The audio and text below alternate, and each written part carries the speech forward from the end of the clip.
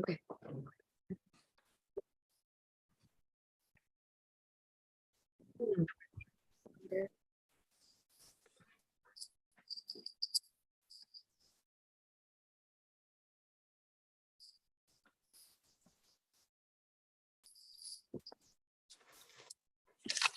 Okay, we're ready. And we're good, John. Okay. Thank you, Roland.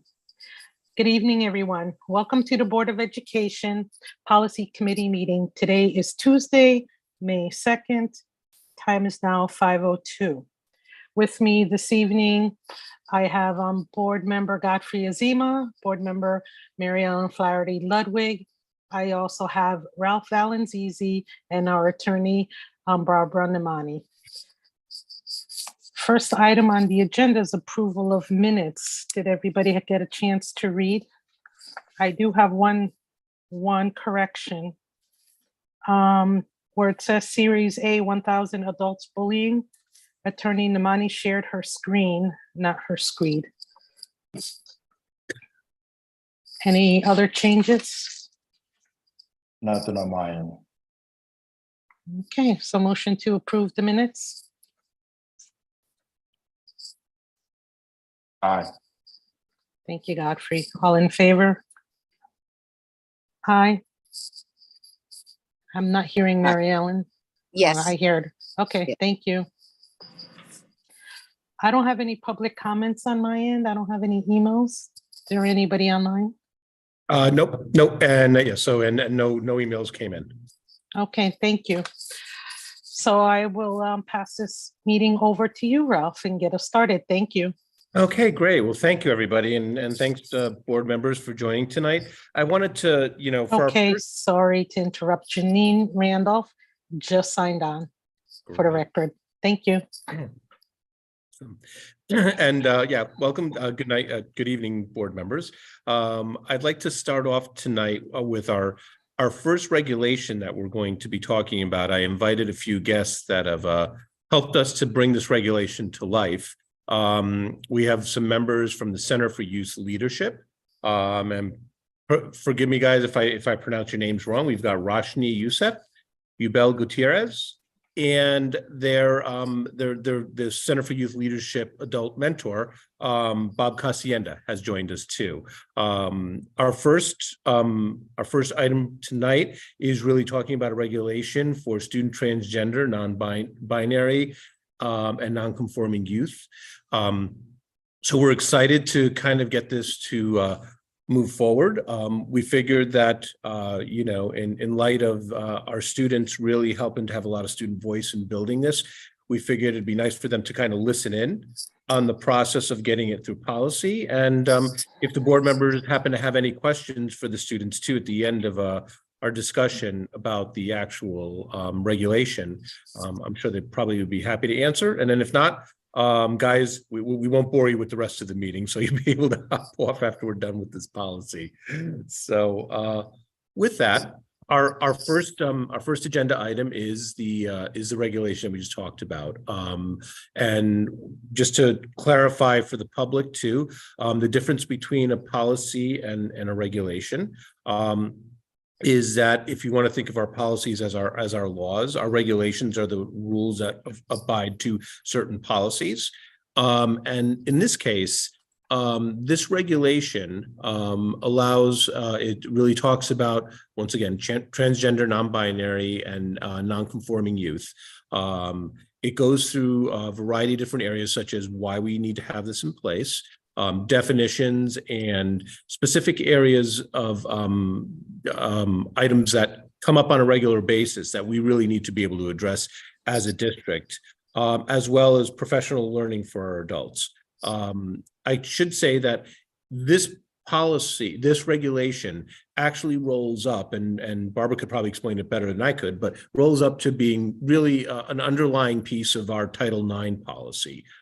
So it just gives more clarification for specifically for this area, and we felt like that was actually really important, and so did our students. So we appreciate the work that you guys did to get this to this point. And with that, I think we can just probably dig right into it. So the regulation starts off with just describing the purpose and stuff and why we need to have this in place. And it's really the whole purpose of this is to make sure that our students feel safe in the environment where they're learning. And this allows us to be able to offer that opportunity for our students, creates guidelines for our students to be able to follow. We begin by talking a little bit about the definitions of when it comes to transgender, non-binary. We won't go through all the definitions right now, but just in general, talking about terms that normally would come up, transgender, cisgender, non-binary. Thank you. Gender minority, and so forth.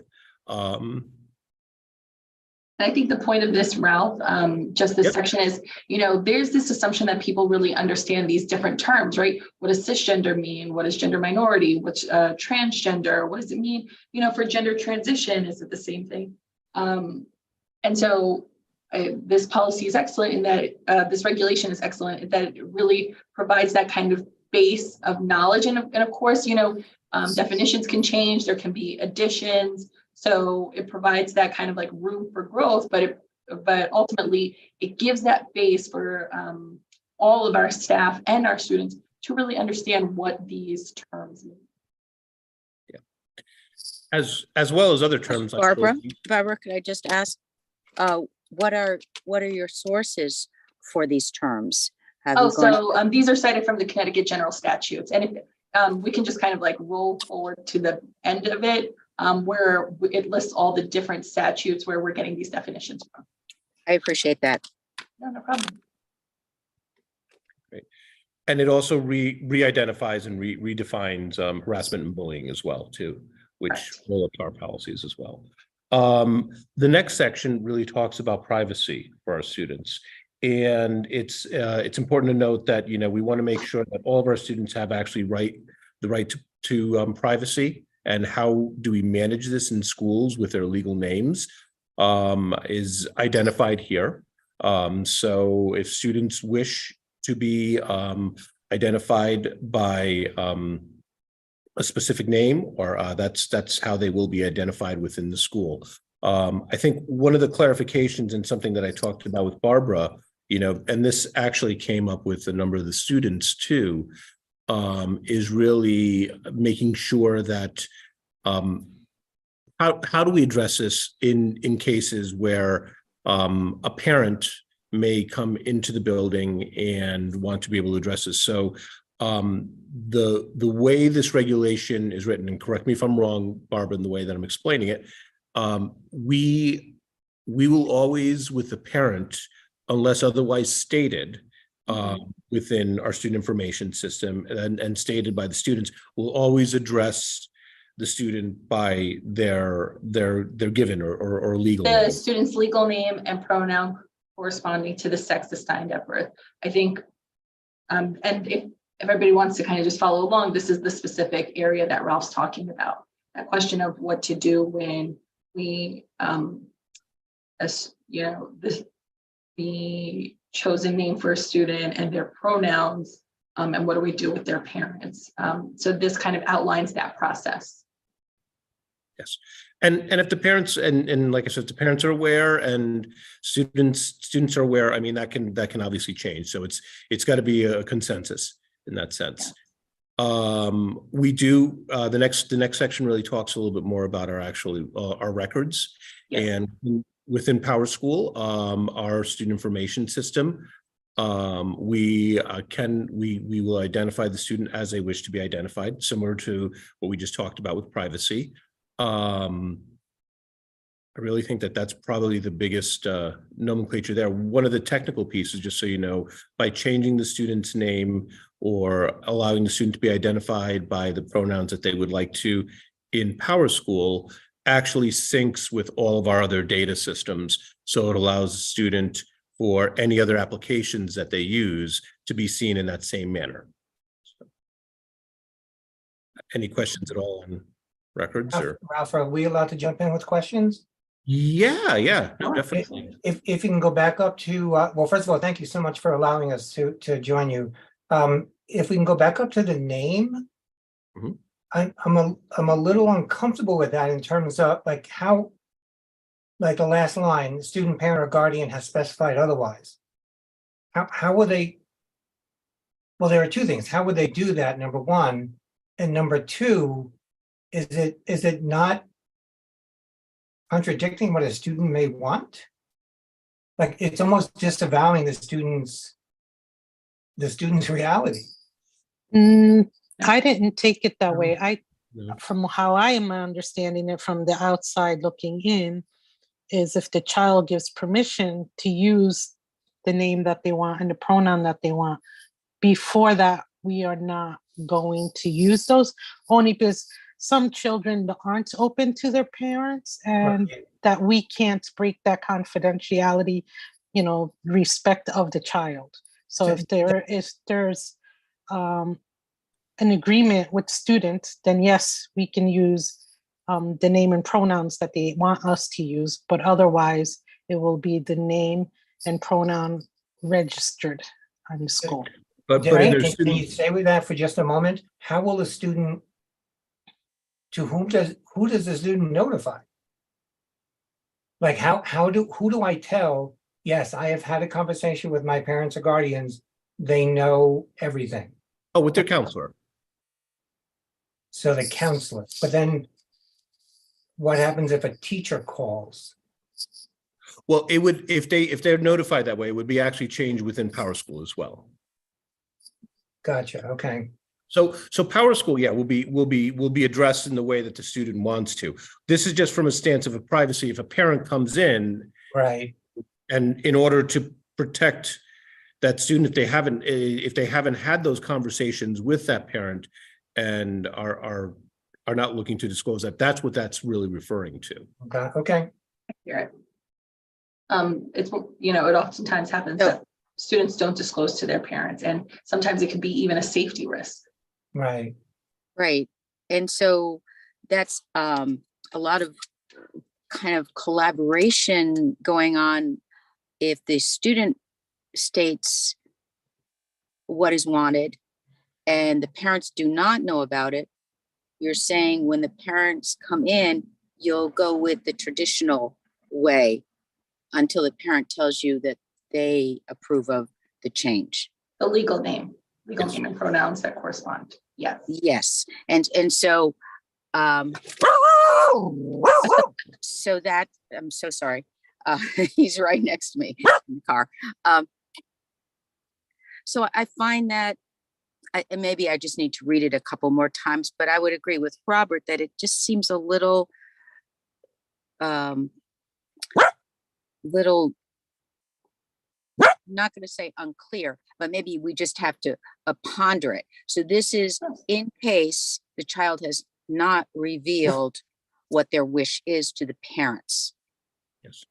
Then our way of, that is the teacher administration, of talking to a parent is to assume they have not, unless the parent speaks up, to assume they have not heard of the new name. Yeah, I mean, that's exactly right, Mary Ellen. The Okay. default, and we can phrase it this way, the default will be to use the student's legal name and the pronouns that are associated with that, the sex assigned at birth, unless we hear otherwise from the student, parent, or guardian. Mhm. Could you state it that simply? Is that possible, or does that not seem? We can kind of Add look that at the in. language and see. Yeah. That would speak to me more clearly. Okay. Oh, may I add something? I'm just gonna highlight this so that way we. Please go right ahead, Rod.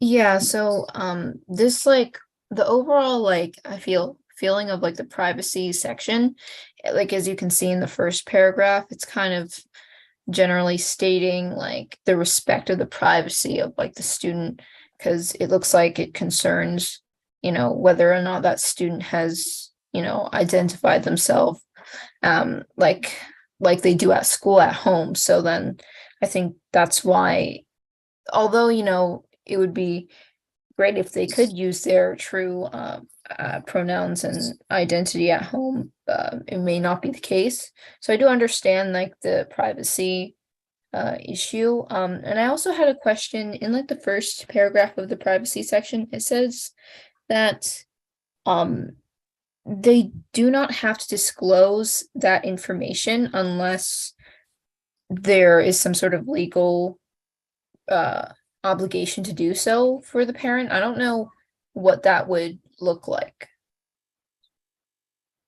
I think you're talking about this sentence. Yeah. Unless legally required to do so.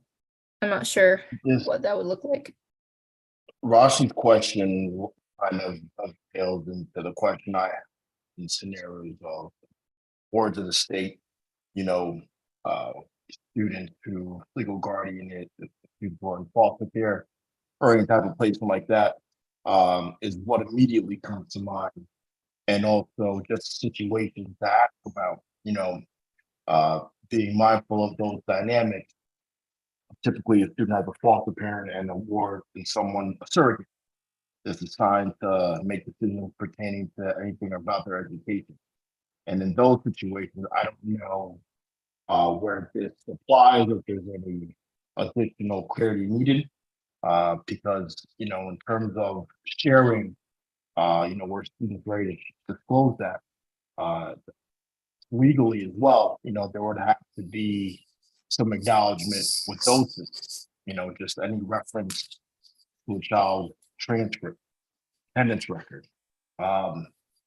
Be mindful of, how the state catalog and monitors to the state. I wanted to be clear if this policy addresses that, or if there's an enhanced need to speak to it. So from a legal standpoint with the state, really the state uses a student ID. So I think from that kind of a tagging point to know who the student is, that it's not as much of an issue with a data point at the state. If I'm answering your question correctly, Godfrey, but if I can get back to Roshni's question too, Roshni, the reason that, and correct me if I'm wrong, Barbara, the way that it's worded the way it is that this is basically saying, like, so if you've identified to one of your teachers that you would like to be identified by a different pronoun and so forth, they need to keep that privacy for you with parents, unless legally obligated for some extenuating circumstance to not do so. So it's once again, it's in protection of the student to make sure that they kind of follow that processes. Am I that a quickest? Yeah. I think so. And I also think Godfrey kind of touched on it too, when there's like a request for school records, when you, like, maybe a student's transferring to another school, these school records might have, the chosen name and chosen pronouns, or the pronouns that a student identifies with. So those are legal circumstances where it could wind up there, where there could be a potential disclosure. Yeah, thank you. That answers my question. I still had a little confusion on the end of that paragraph, where, let's see, when it talks about that you wouldn't reveal, et cetera, unless legally required to do so, the student has authorized such disclosure. Then it says, nor, however, shall school personnel promise or otherwise offer to keep such information confidential from parents. What are we saying here exactly in regards to the first part of that sentence? Ralph, or do you want me to? Yeah, go ahead. Yeah, I mean, I think if we're looking at this part, right, like, shall school personnel promise or otherwise offer to keep students such information confidential from parents? Because again, there might come a situation when we're dealing with minors, and parents may request records, or may need access to something, or let's say something happens at school and there's a medical emergency. Some of these things might come into play, in which case we can't it's almost like generally the default is we are going to not disclose unless there is like some sort of legal or necessary reason in order to do so. But we can't promise unilaterally to never share that information, right? Because we wouldn't be able to do that. Yeah. Because legally, and I know we're in a still very the care of gray their parent. area. Yeah. Yep. But So Barbara, can you play this out for a moment? Mrs. Jones comes to school to meet with her son's math teacher Okay. and asks the math teacher, I have suspicion that my son may have shared something with you about his gender identity or gender expression. Can you confirm or deny that? So you're saying here that the teacher can't promise to keep that quiet? I mean, that's a very unique situation where they're asking them to disclose it. I think there could be more of a situation where they're like, I want to see, the handwritten tests, that my student submitted, and the name might be on it. In Right. terms of like disclosing that specific information that a student shared. Again, these are fluid situations where we kind of have to assess, do we think there's a safety concern if we disclose something like this? What has the student shared with us about whether they want to share that information with their parent or not? So sometimes it's not so black and white. And again, I think this policy this regulation reiterates, this is not going to address every situation, and things might occur, but we are really trying to toe that line with maintaining that the students have a safe and secure environment here in the school while still upholding our legal obligations. Yeah, it's so hard. I know when we handed out a memo at the beginning of the school year to teachers about pronouns and gender expression, one of the questions on the form was from the teacher to the student, may I use this name with other teachers? That's common, Yeah, right? Because just because you share it with, a student might feel open enough to share it with one staff member, but they might say, I'm only sharing this with you. Please don't share this with other. I'm not prepared to have Correct. those conversations or be identified in front of my peers or other teachers. right. Another example, because I come from the medical field, is if the child is with the nurse and they've had different conversations and the chart and the notes have the name that the student used. However, if it's pulled by the state of Connecticut, by an insurance company, for any reason that the parent might need it, those notes are still in there. So that could be very accidentally sent off without, taking the name off or scratching someone off. Those are other reasons. Mhm. yeah, I think the regulation as we go through it truly reflects the best faith effort to be able to do what we need to do. But there are going to be always in extenuating circumstances as we move forward with this, and especially with it's with minors. And Yeah. And also to keep in mind, this isn't written in stone. As things happen and as time goes on, we just keep updating it. So it's not a permanent thing. yeah, hence one of the reasons why we want this also as a regulation, because it allows for, if there are some immediate changes at one point or another for some reason that need to happen, it can happen a little bit quicker than it does with actually a policy.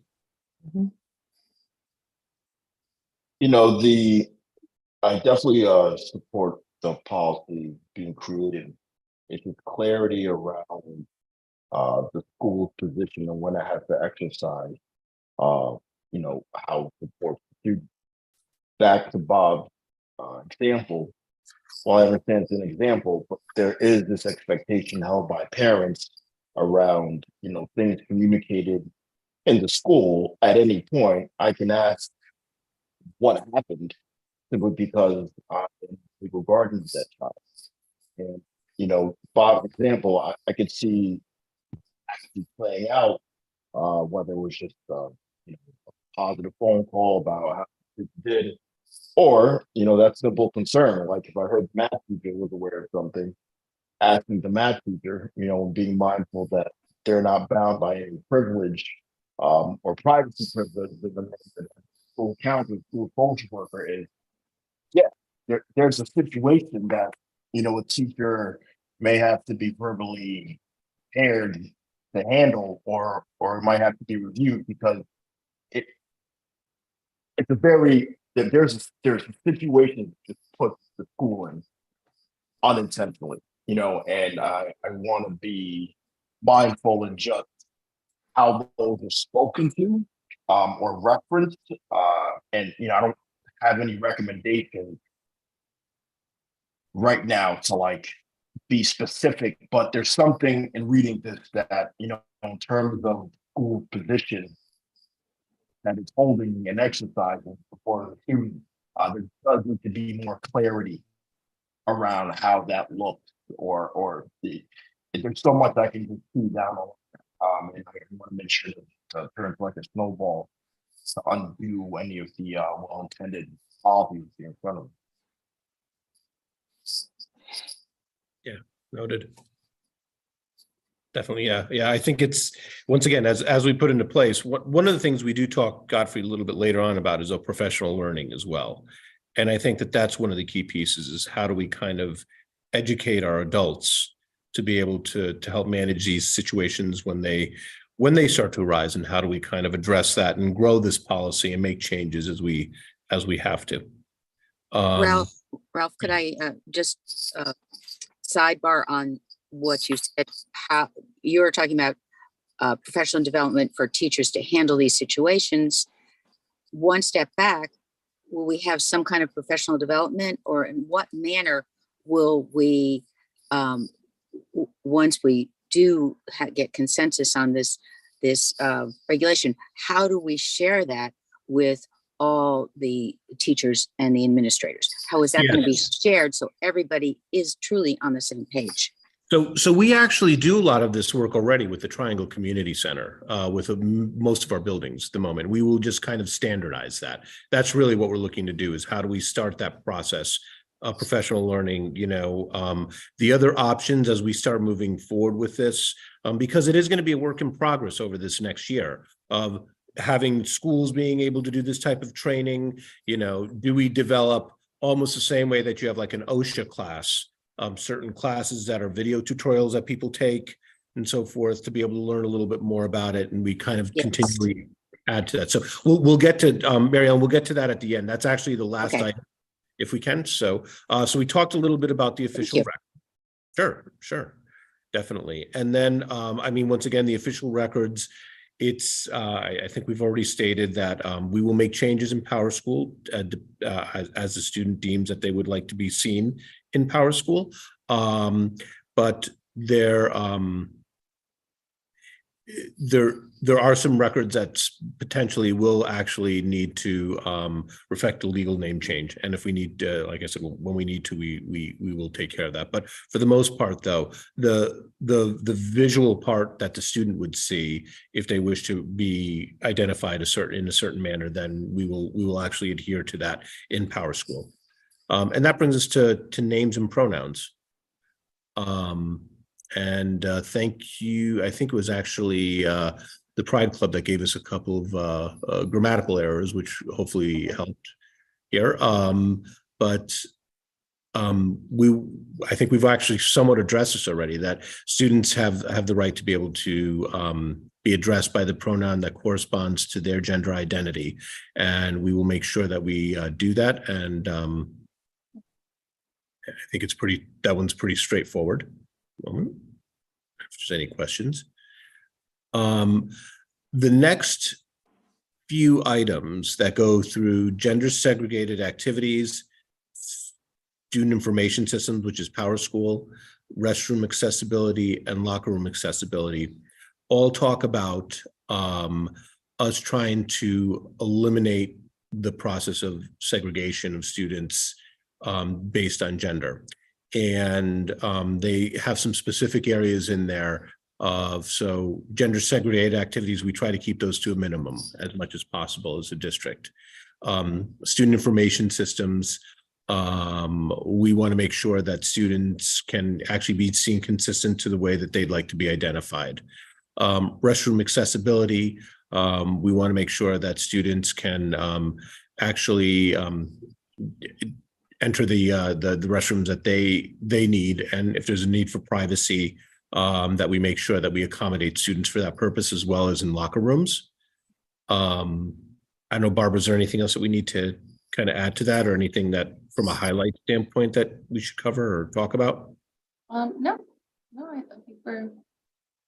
What's that second line on the restroom accessibility? The end of the sentence, actually, the end of the first sentence. Oh. They shall have access to the restroom that corresponds to their gender identity. I'm assuming consistently available at school. But not, Seems not like all- we still don't catch all of these errors. Yeah. So thank you. You're welcome. Thank you. but not all schools have gender neutral bathrooms. That's true. And so what we often advise staff members is, have a conversation with the student. What are they comfortable using? Is there a way to accommodate? Are they transitioning? Are they, they might use one bathroom for a period and then they're slowly trying to transition to using bathroom that corresponds to a different gender identity. We have nurses' restrooms. So these are conversations that we have that I've had a number of times with staff members. Right, and it, but why do I have to reveal my gender expression in order to use a bathroom? You don't. Well, a lot of the bathrooms are locked, so I have to go get a security guard. I have to get an administrator to unlock a bathroom. You're talking about the single user restroom. Correct, because that's all that's available to allow for privacy.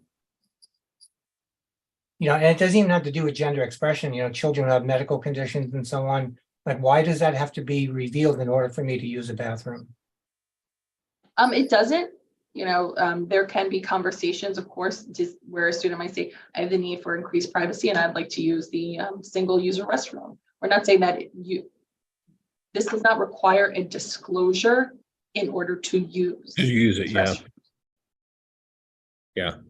But we can look at addressing that a little bit more about the single-use restrooms and maybe coming up with some more specific language around that. And I'm sure that probably pertains a little bit more to the upper grades. Consistently asserted, I think, is what. Yes. Right. What is that word?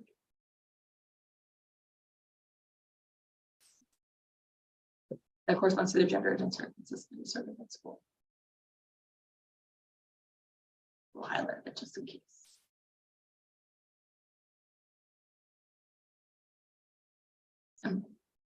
Are we moving on to And one? Barbara, the however in H kind of contradicts the sentence prior to it.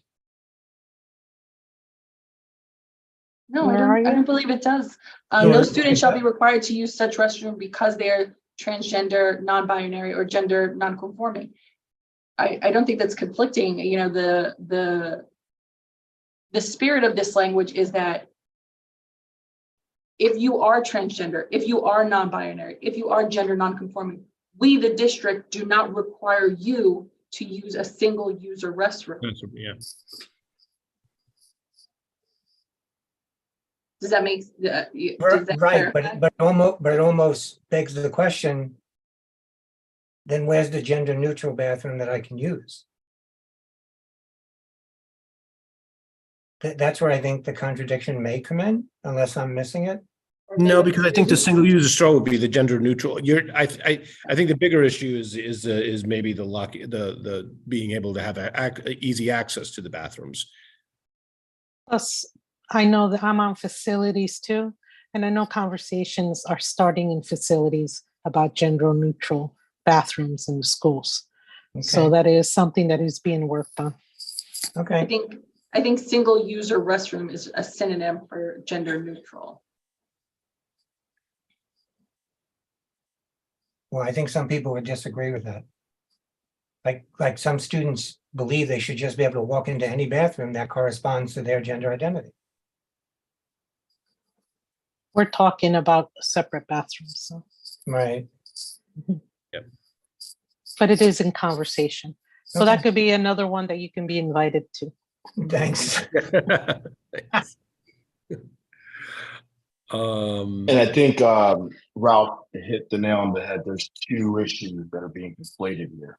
The locked bathroom, and then the other piece of Bob that you wanted to assure didn't happen, the disclosure of my gender has the reason for requesting that bathroom. Correct.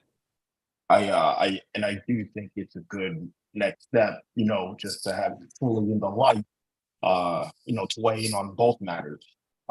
because it just off the surface level, how you're receiving it is appropriate. But they aren't too big as in being conflated, and I don't want to confuse the public and not give them enough discussion to both. Fully appreciate the totality of the factors in for this. Yeah, I'm giggling a little bit because it's almost a perfect metaphor for I have to use a locked bathroom. You know, I have to keep my identity locked away. This stuff is hard.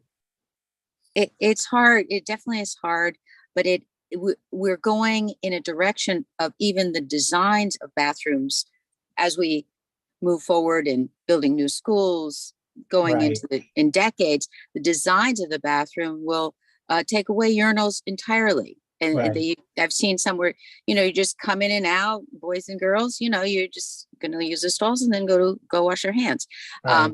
So that's to me where we're going. Certainly would make a lot of sense at baseball a baseball game. So you don't have to wait in line for girls' room. But no, this is, tell me if I'm reading it right. It seems clear to me that wherever the young person wants to go to the bathroom, we will do what we can to say yes.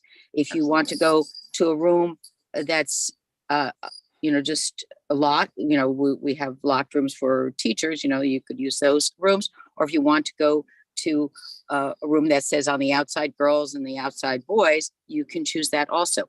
You can choose the room you want to go to. We are not excluding you from any of the places. So am I reading that right, Barbara? Yes. Yes.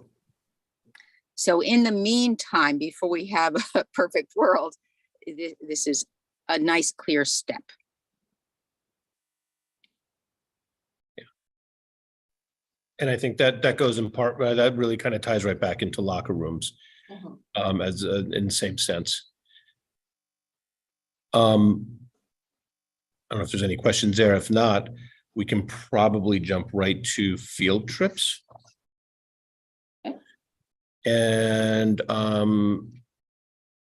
we wanted to be able to address, you know, if there's a need for privacy and so forth when students are on field trips. I think the messaging is pretty much the same, that overnight field trips, everything's going to be addressed on a case-by-case basis in those cases to make sure that students are comfortable where they're actually staying in whatever room. In that first paragraph, safety and comfort, right? It says comfort. Oh, yeah.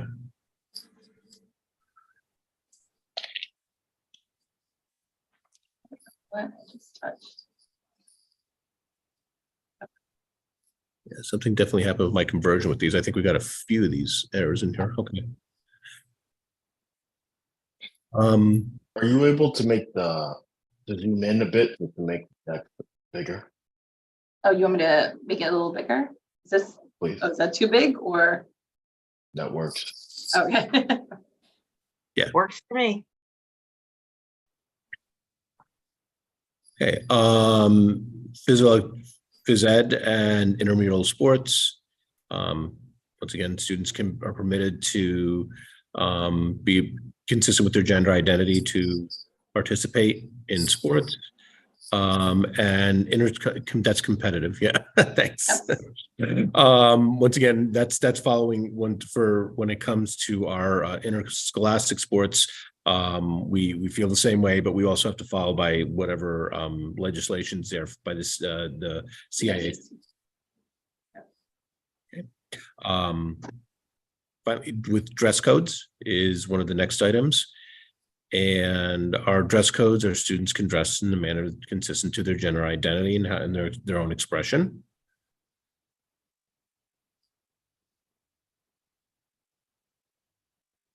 And Barbara, I'll let you take the discrimination harassment piece. Sure. So the district or the board has two policies, or has policies for students and staff members regarding discrimination, harassment, bullying, and then Title IX. And so what we want to ensure everybody is that if a student or a staff member feels that there is some sort of discrimination, harassment, or bullying happening because our students are transgender, or non-binary, or gender non-conforming, any sort of harassment or discrimination based on sex, then they are to comply with the steps to file a complaint are outlined in our board policies. And so we just kind of put that information, because students and staff may read this and say, okay, this is great, but what if something goes awry with this? And what if something's happening? What are the next steps? Who do I let know? And so we reference those policies so they would know what to do, who to reach out to, who's a point person, if that makes sense to everybody. We're trying to be as transparent as possible and make sure that there's enough support and information for our students. And it keeps things consistent, and it also makes sure, as we mentioned earlier, about this really rolling up as like a subsection of Title IX. That's correct. So Ralph and Barbara, if I could ask you, if students or teachers say, okay, you've tackled this subject, and what's the name of the policy that this is? And we would say it's not a policy, it's a regulation, and it is part of the Title IX policy. It's a regulation. Help me out here. A regulation related to, or an application of policy stemming from Title IX. Stemming from Title IX, Right. applied in the real world. These are practices, and these are practices that ensure that there is not discrimination or harassment based on sex, sex including gender, right? That all-encompassing definition. And so the two kind of go hand in hand, right? And so that can be kind of the statement that if people have questions, this is where it's coming from. But then there's also bullying. There can be bullying based on sex. There can be harassment based on sex or gender. And so sometimes there can be simultaneous complaints. And we want to make sure that everybody has the information. Okay. So this is discrimination, harassment against anyone in the building. Meaning if I experience it from anyone, adult or peer. Correct. Yes. And in terms of, if we took out the word transgender, non-binary, and gender non-conforming, is this policy in place for the student now? Are these practices happening now in the district? For Yep, in terms of elevating it to that level, is it currently in place for students? Period. Yes, I mean, those have been the practices that I've informed staff about, and there's been other conversations. And so this is codifying that, but this is not something new to the district. Yes. Yeah, which is why also we're referring to the other policies that are there, Godfrey, that do address this. If that's responsive, Godfrey.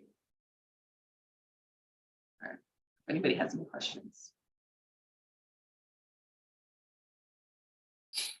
I would just like to make the statement that going back to the students' initiative with you, Ralph, when we had the Voices of Students the other night, they were keenly aware that they wanted a policy, but they knew that part of the education had to be for the adults.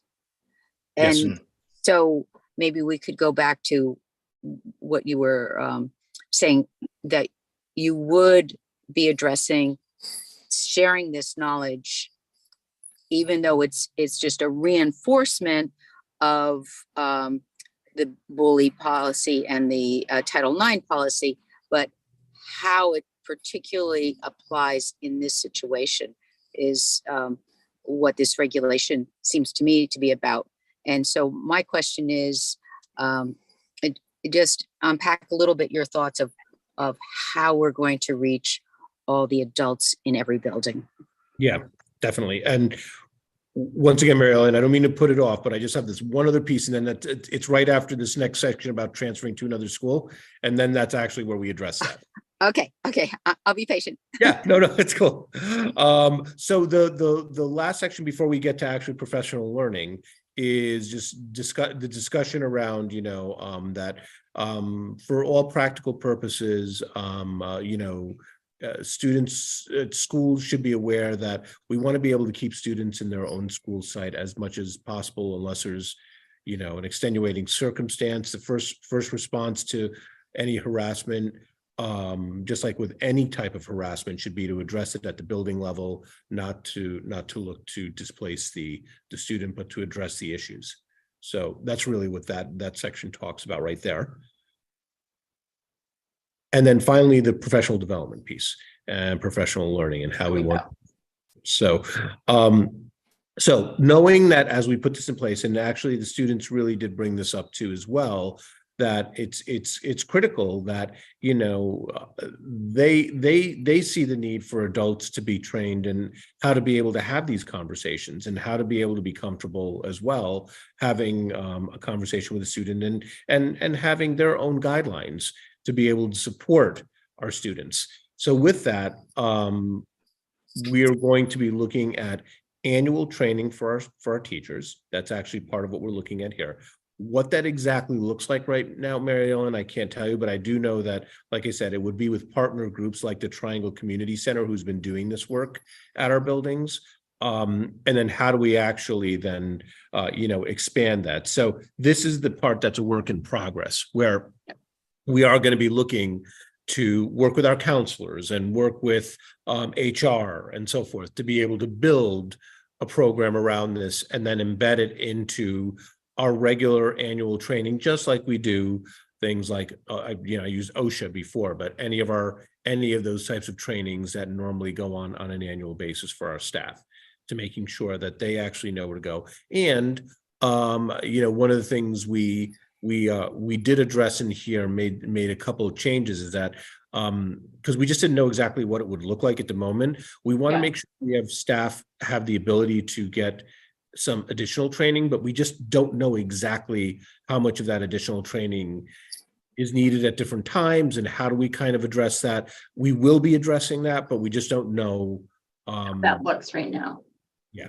And we want to make sure that whatever additional training is approved by the district and is consistent with our message. What we don't want is people, unilaterally deciding, I'm going to give X, Y, and Z extra training, and maybe they don't really have the grasp of, what this regulation is and entails and all of that information. And so we're just, me and Ralph have been kind of throwing back and forth, like, how would this look? Who would be assigned it? How do we make sure, how do we keep track of this? Yeah. And we do know that the core group of like social workers, counselors are ones that probably need some additional type of training, or maybe a differentiated type of training in comparison to maybe the overall general staff, so they can help support adults and others in this process. So we'll be looking at both of those pieces and how do we kind of put together a plan for that. But our goal today was just to say that we're moving forward with this throughout the next year. Is really what we would be doing, is looking at how do we implement the professional learning environment for this to happen on a regular basis.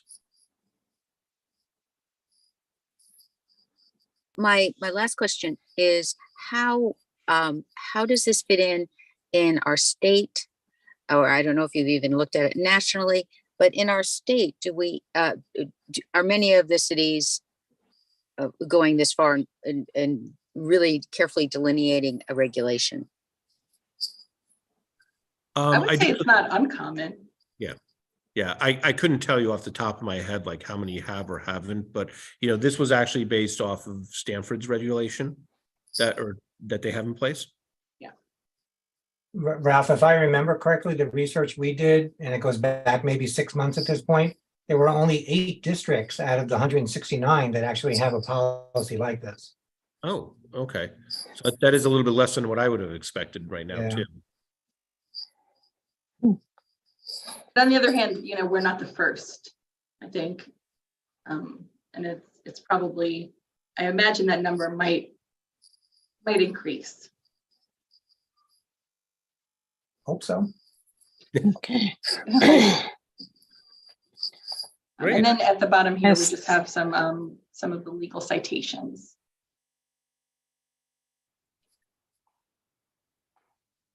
Oh, thank you for this very informative update. I also wanted to thank our guests here, especially the students that are here with us this evening, because as we update things and make changes, like I said, nothing's written in stone, and we will be updating more and more as we learn or as we have other, things come up. But I just also wanted to give you, a little bit, if you wanted to say something to us as a group, as the adults here, always making the decisions. If you wanted, I had a concern or just a comment, this is the time to say so before we move on with the agenda for tonight. Sure. So just generally, we're really glad that we're talking about policy implementation at NPS. And yeah, CYL has been working towards this for a while. We have taken inspiration from Stanford High's policy and really like it. And so we hope that we can do something similar in Norwalk. So yeah, just really glad that this is getting talked about more. Thank you. And the policy committee and central office they've been nothing but good to us. And this just continues the conversation, which we really appreciate. The one challenge I think we're going to have for Barbara is the next thing we're working on is a rights section for students. And to make some of these regulations student friendly, where they spell out and delineate students' rights, not only with this, but we're looking at sexual assault investigations as well. So we'd like to work with you on that too. Okay, thank you. Anyone Sounds else? great, Bob. Yep. Sounds thanks. really great. All righty. All right, well, yeah, and if Thank you for, go ahead, Ralph. No, I was just going to say thank you again to Bob, Roshni, and you, Bell, for joining us tonight. It's very, very much appreciated for you guys jumping on, giving us some feedback, and seeing this from the beginning to what's not the end, but at least it's now moving forward as a reality. So we do appreciate that definitely too. And knowing that I don't, like I said, as we're done right now, you don't have to hop on. You don't stay up for the rest of the meeting. You can kind of enjoy the rest of your night. So thank you. Thank you, everybody. Thank you. Thank you. Thank you. Thank you for coming. Wait, she's speaking. I can't hear her. Oh, yes, yes. Sorry, my voice. It's my first policy meeting that I'm attending, and I'm very grateful to experience all of this. So thank you. No, Terrific. thank you. Welcome. Terrific. Thank you. Bye. Good night. Have a good evening. So do we have to vote to move this to the full board, or because it's a regulation, do we follow the same procedures? It's a good, actually, this is the first time we brought up a regulation here. Correct. First time for regulation. It does not have to be voted on by the No. board, but I think it just may be noted as an FYI in the board agenda that it was discussed for adoption. So Okay, sounds good. Sounds Okay. good, Ralph. Thank you for working on that, and Barbara. It's really, the nuts and bolts of working against hate. Working against meanness. Mhm. It's really a very good thing. Mhm. I'm proud of you. Okay, so we have a hard stop at 6:30 since we all have to run for our next meeting. I'm making it known right now that we may not be able to get through the whole agenda. But if there's anything in specific that's time related, we can change the order. Otherwise, we will move some of these items to our following policy meeting. Are we good with that? Ralph, anything time-wise? No, I don't think so, Barbara. I mean, I think they're really all equivalent at this These were moment. just, yeah, these were formal ones. They're, I mean, now I know we're on a time crunch. They're very, Fast. very short. Okay. But I also Sounds don't want to good. rush everybody, so. All right. So we're moving to the next item, Series 4000, Professional Responsibilities. And then, Ralph, should I share my screen? Yeah, maybe it may be easier if you have two of them in front of you, so. Yes. Share. Okay. Right? Yep. Okay, we're gonna go to professional responsibilities. Okay. So again, continuing on with re-implementing former board policies, professional responsibility. Essentially, we are stressing the professional responsibility of all of our staff to complete the academic year. And obviously, I know it seems obvious, but you know, it's an important policy to have. We want to make sure that our staff wait until we ultimately would like staff to complete a full year, so that there's no disruption in services or academics to our students. And I believe this may have, and it was initially adopted in '85. Yes. Mhm. So it's been around for quite some time. Does anybody have any questions? You're not changing any wording. You're just No. accepting this. Nope. Yes. This is Okay, Mhm. sure. Okay. I'll move on to teacher responsibilities.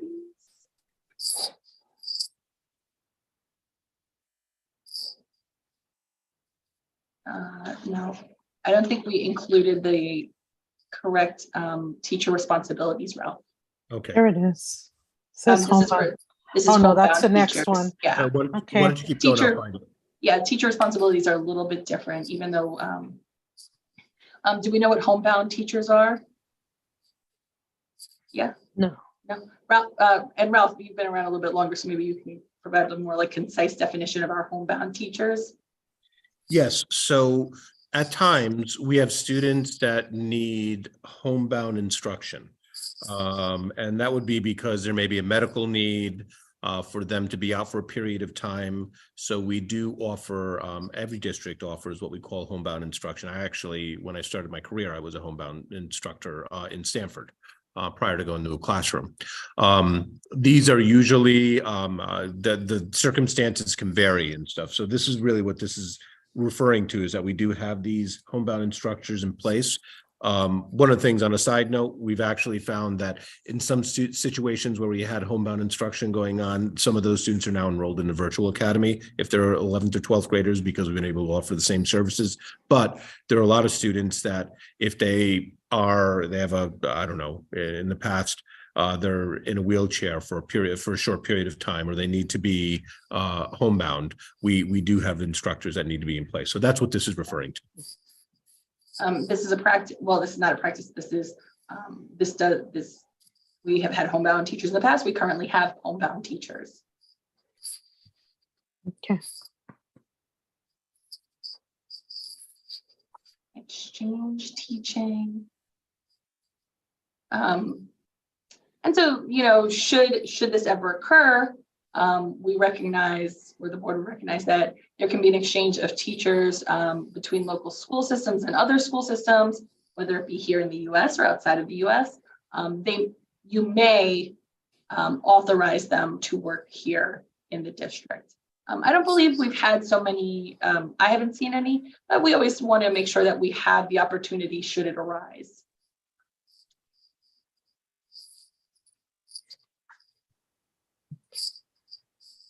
Should I move to the next one? It doesn't seem like anybody has any questions. No questions.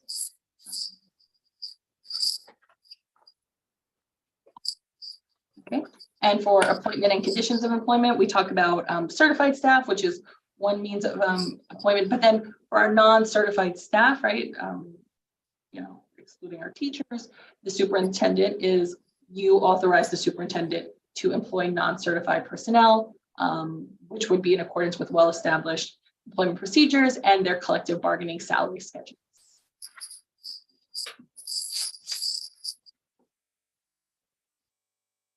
So is this outside of like department shortage areas?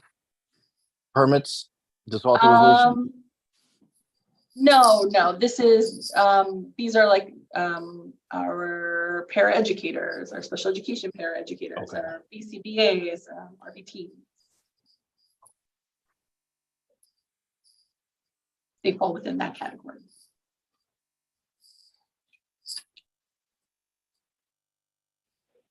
Any questions, anyone? Oh, No, it looks pretty straightforward. so, I think the only one we'll have to do on the next occasion would be professional teacher responsibilities, Ralph. yes, Yeah, I'm just, I don't want to rush that one. I think there might be questions on that one? yeah. Even though it's been around in the district, we also have a new policy that talks about professional responsibilities for all staff and references the Connecticut ethics for teachers. So just in case there's any questions, maybe we could Okay. do that on the June agenda. Sounds we- good. yeah, I mean, our really the June agenda will have just some other policies that we're readopting, as well as looking at our grading policies. So those are Okay. those would be really the whole agenda item. So it shouldn't be that it would be beyond grading. It shouldn't be a large discussion with those either. So So motion to table Series 4000 teachers' responsibilities to June's policy committee meeting. I made Okay, So moved. so moved. I was gonna say, what's your dog's name? Because he just made the motion. He just made Seti. Said he But I made do the make the motion. Okay, motion by Mary Ellen, seconded by Janine. All in favor? Aye, raise your hands. Aye. Aye. Okay, that's unanimous. Okay, so we're going to vote on the following policies to move to the full board. I have Series 4000 professional responsibilities, Series 4000 homebound teachers, Series 4000 exchange teaching, and Series 4000 appointments and conditions of employment. All in favor to move all of those together to the full board, say aye, raise your hand. Aye. Aye. Yes. Okay, that's unanimous. Thank you. All right, if we can take the screen down so I can see everyone, and we could all Oh, say, sorry about that. that's okay. I could see the votes in the corner, but this way I can say good night and thank you to everybody for your time. I know that it looks short in our meeting when we go through these quickly, but there's a lot that goes on in the background with these. So I really appreciate it. And I guess I'll see most of you in a few minutes at our next meeting. At the Thank next you, meeting. everyone. Yeah. Hey, everybody. See you soon. Bye. Good Take night. care. Thank Thank you, Ralph. you. Thank you, Barbara. Bye. I mean. Aye.